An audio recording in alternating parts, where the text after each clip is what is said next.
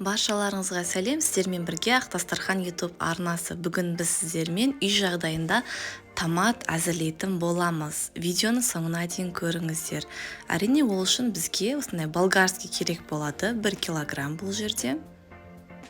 Және 1 килограммдай помидор қажет болады. Осы қызыл болгарский және помидордан керемет томат әзірлейтін боламыз. Ал енді іске кірсек, ең алдымен помидорларымызды тура осылай ет тартқыштан өткізіп аламыз, жақсылап барлығын. Міне өткізіп алдық. Помидорымыз дайын болды. Ендігі кезекте болгарскийді дәл осылай ет тартқыштан өткізіп алатын боламыз. Міне барлығында дайындап алдық. Енді үстіне аздап тұз қосамыз және жақсылап араластырамыз. Қайнатпаймыз. Дайын болған томатымызды осылай тұз араластырып болғаннан соң баклажкаларға құйып жауып тастай береміз. Жасалу жолы өте оңай.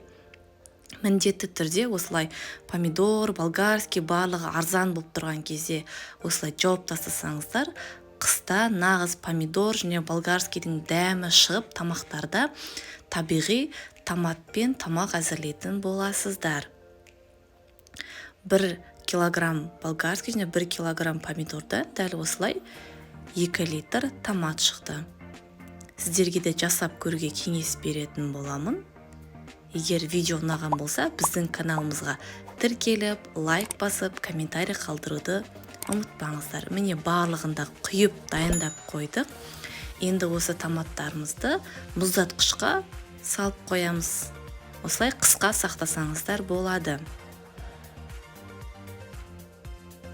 Міне осылай қатқаннан соң, қыс мезгілінде кез келген уақытта тамаққа қоса берсеңіздер болады. Тамағыңыз өте дәмді болады. Міндетті түрде жасап көріңіздер.